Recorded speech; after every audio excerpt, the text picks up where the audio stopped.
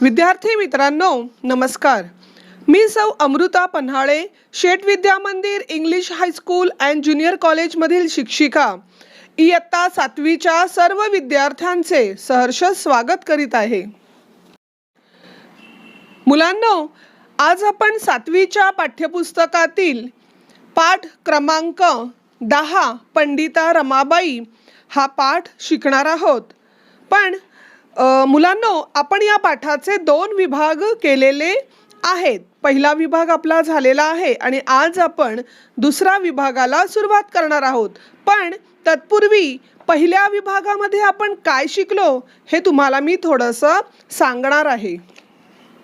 बच्चों, हमने पहले पाठ में देखा कि कोलकाता शहर में देशभक्त आनंद मोहन जी ने जो खास सभा बुलाई गई थी वह भारत में हुई महिलाओं की पहली सभा थी और उस सभा में पंडिता रमाबाई जी ने संस्कृत में भाषण दिया और फिर उसका बंगाली भाषा में अनुवाद ट्रांसलेशन किया गया. पंडिता रमाबाई जी ने विद्वान वकील बिपिन बिहारी मेधावी के साथ उनकी शादी हो गई, लेकिन शादी के 2 साल के बाद ही उनका देहांत हो गया. तभी पंडिता रमाबाई जी अपनी छोटी बच्ची को लेके पूना आ गई. पंडिता रमाबाई जी ने महिलाओं को सीखने के लिए हमेशा ही प्रेरित किया और पंडिता रमाबाई जी ने महिलाओं को पढ़ाई में शिष्यवृत्ति स्कॉलरशिप मिलने के लिए उन्होंने हंटर कमीशन के पास भी मांग की थी. भारत की सभी महिला मेरे लिए समान है और हमेशा उन्होंने महिलाओं को बढ़ावा दिया है. मतलब उन्होंने हमेशा महिलाओं के विकास के बारे में ही सोचा है. यह हमने पहले पार्ट में देखा, पहले विभाग में देखा. अभी हम आगे चालू करेंगे. मला भारतातील सर्व स्त्रिया सारख्याच आहेत. जेथपर्यंत माझ्या शरीरात रक्ताचा एक बिंदू मात्र आहे, तेथपर्यंत आपल्या स्त्री जातीचे कल्याण व सुधारणा करण्याच्या कामापासून मी पराडमुख होणार नाही. मुझे भारत की हर स्त्री समान है. जब तक मेरे शरीर में खून का एक एक कतरा है, तब तक मैं अपने स्त्री जाति के कल्याण एवं सुधारणा करने के काम से पीछे नहीं हटूंगी. स्त्री जातीची सुधारणा करण्याचे व्रत मी धारण केले आहे. स्त्री जाति की सुधारणा करने का व्रत मैंने धारण कर लिया है. रमाबाईंच्या ह्या उद्गारांवरून त्यांना ऐकूनच स्त्री जातीविषयी किती अपार प्रेम होते आणि त्यांचे दुःख दूर करण्याविषयी किती तळमळ होती हे दिसून येते. रमाबाई के इस शब्दों से उन्हें स्त्री जाति के विषय पर कितना प्रेम है और उनका दुख दूर करने के लिए कितनी तळमळ है यह दिखाई देती है. रमाबाईंची कन्या मनोरमा परदेशातून ब्रेल लिपी शिकून आल्यामुळे अंध स्त्रियांच्याही शिक्षणाची सोय झाली. रमाबाई की जो लड़की थी उसका नाम था मनोरमा. वह परदेश से ब्रेल लिपि सीख के आई थी. ब्रेल लिपि अंध व्यक्ति के लिए बनाई गई है जिससे वह अपनी पढ़ाई कर सकते हैं, जिससे अंध स्त्रियों की शिक्षण समस्या की सुलझन हो चुकी थी. पंडिता रमाबाईंनी मुक्ती मिशनची स्थापना केली. मुक्ती मिशनमध्ये जुजबी शिक्षण देऊन मुलींना स्वावलंबी करत असतानाच रमाबाईंनी एक लहान उद्योग व्यवसाय सुरू केले. पंडिता रमाबाई जी ने मुक्ति मिशन की स्थापना की. स्त्री को स्वावलंबी बनाने के लिए शिक्षण देने वाली संस्था, एक इंस्टीट्यूट जो शिक्षण संस्था जो महिलाओं के लिए promote the welfare and education of Indian women. इस मुक्ति मिशन संस्था में अच्छा प्रशिक्षण देके स्त्री को, लड़कियों को स्वावलंबी बना दिया जाता था. तभी रमाबाई ने छोटे बड़े सब व्यवसाय उद्योग चालू किए.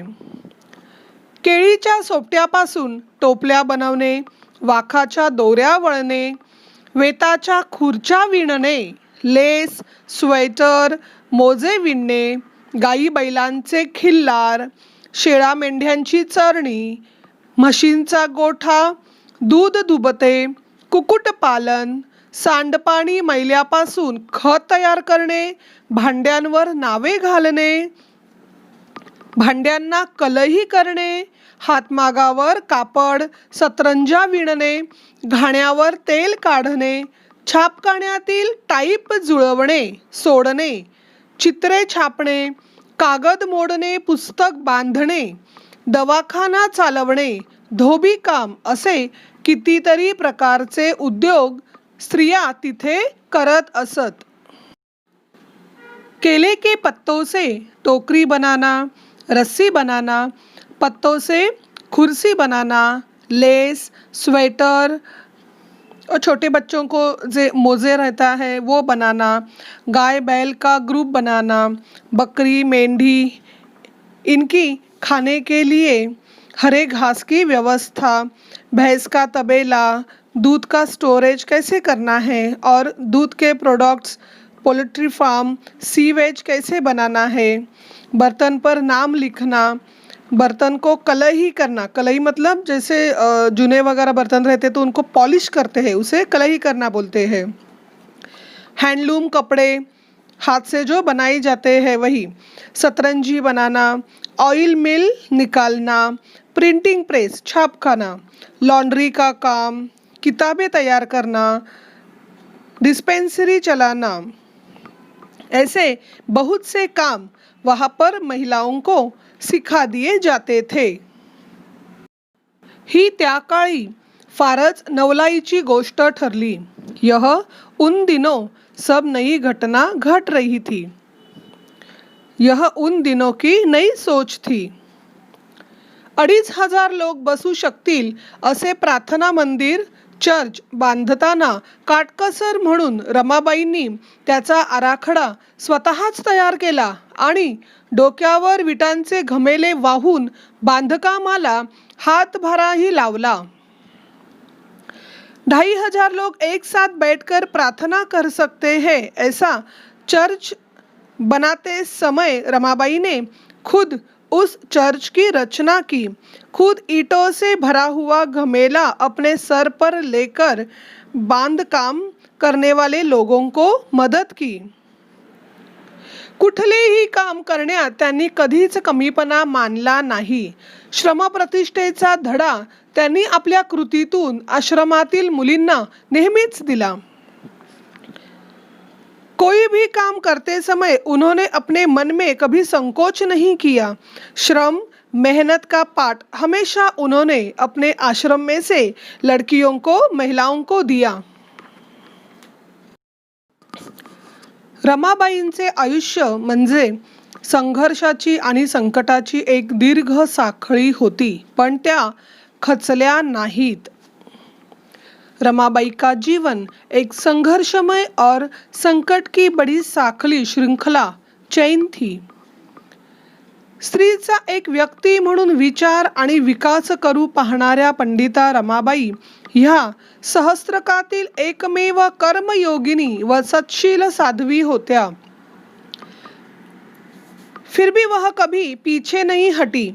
स्त्री को एक समझ के विचार और विकास करने वाली पंडिता रमाबाई इस सहस्त्र की एकमात्र कर्मयोगिनी और सत्शील स्त्री थी. वह एक सुवर्ण कन्या थी. त्या अशा सुवर्ण कन्या होत्या ज्यांच्या नशिबी स्वतःच्या तेजामुळे आयुष्यात होरपळणे आले, पण त्यांनी अनेक वाळवंटी आयुष्यांचे नंदनवन करत कित्येक काळोखी आयुष्य उजळून टाकली. जिनके खुद के नसीब में तेजी से कठिनाइयां आती गई, पर उन्होंने अनेक बंजर जीवनों को आनंदमय किया और अनेक अंधेरों से भरे जीवनों को एक रोशनी, एक आकांक्षा दी, आशा की किरण दी.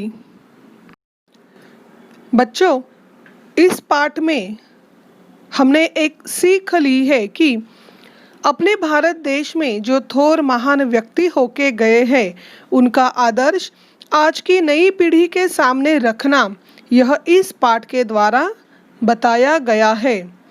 छात्राओं के मन में समाज सेवा करने की उम्मीद जागनी चाहिए, यह इस पाठ का मुख्य उद्देश्य है। पंडिता रमाबाई एक महान समाज सेविका थी। उन्होंने स्त्रियों को आत्मनिर्भर बनाने के लिए जो महान कार्य किया है, उनकी महानता इस पाठ में बताई गई है। Pandita Ramabai was a great social reformer. This lesson elaborates in details the profound work done by her for the emancipation of women. मुलांनो, या पाठावर आधारित दुसऱ्या विभागावर आधारित मी तुम्हाला काही कठीण शब्द हार्डवर्ड्स दिले आहेत, ते तुम्हाला तुमच्या नोटबुकमध्ये 5 टाइम्स लिहायचे आहेत। त्याचबरोबर या विभागावर आधारित मी शब्दार्थ मीनिंग्स दिलेले आहेत, थोडेसे वाक्प्रचार सुद्धा दिलेले आहेत, तर ते तुम्हाला नोटबुकमध्ये लिहायचे आहेत।